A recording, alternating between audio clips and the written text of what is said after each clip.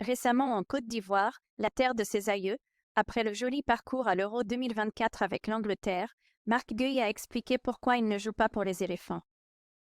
Sur la télévision sportive La 3, le défenseur de 24 ans critique la Fédération ivoirienne de football. On le sait tous, la Côte d'Ivoire a beaucoup de talent. Tout comme le Cameroun ou le Sénégal par exemple, le 225 révèle de grands noms dans diverses disciplines sportives. Au football, ce sont des milliers de bons joueurs ivoiriens qui excellent dans le monde entier. S'ils ne peuvent pas tous défendre les couleurs nationales de leur pays d'origine, certains, qui suscitent beaucoup d'intérêt, reçoivent d'autres sollicitations. C'est le cas du défenseur Marc Guehi, qui évolue actuellement pour Crystal Palace en attendant son transfert à Newcastle dans les prochaines heures. Né à Abidjan en Côte d'Ivoire de parents ivoiriens, le joueur formé à Chelsea, 2007 à 2019, défend depuis 2022 les couleurs des Tri Lions anglais. Fréquemment sur le continent africain, le défenseur central de 24 ans a fait un nouveau détour sur la terre qu'il a vu naître il y a quelques jours.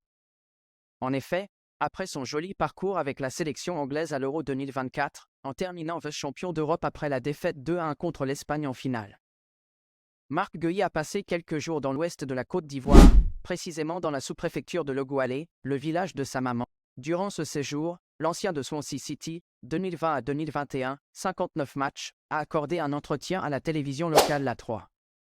Dans l'échange, qui tournait autour de l'international anglais d'origine ivoirienne, il était question des éléphants. Expliquant pourquoi il ne défend pas les couleurs de la Côte d'Ivoire, Marc Guehi a critiqué les dirigeants de la fédération qui ne l'ont pas contacté à temps, alors qu'il était déjà dans le viseur de la sélection anglaise, qui avait repéré ses talents.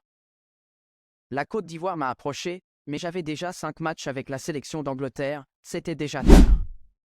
Je suis arrivé en Angleterre très tôt et j'ai joué dans les sélections de jeunes, a déclaré Guehi dans des propos relayés par le Kpakpato. Le message est passé. Très performant depuis quelques saisons, le défenseur aurait apporté un plus à la sélection ivoirienne. Toutefois, Emers Faé ne peut pas vraiment regretter la perte de ce talent, puisqu'AG s'engrave l'heure actuelle. Les défenseurs qui arrivent en sélection se débrouillent bien. Si on remettait en question la défense ivoirienne il y a quelque temps, les données ont changé avec l'arrivée d'Emers Faé, qui a su redonner vie aux jeunes qui ont la chance d'honorer les couleurs du 225 actuellement. Avec les Willy Bolly, Evan Ndika, ou encore Odion Koussounou, d'ailleurs courtisé par l'actuel club de Marc Guehi, la sélection ivoirienne a ce qu'il faut pour accomplir de grandes choses. Après l'épopée heureuse de la CAN 2023, la bande à Emers Faé va tenter de se qualifier pour la prochaine édition de la Coupe d'Afrique des Nations, qui aura lieu en fin d'année prochaine au Maroc. Logé dans un groupe largement à sa portée, la Côte d'Ivoire va démarrer les éliminatoires le mois prochain.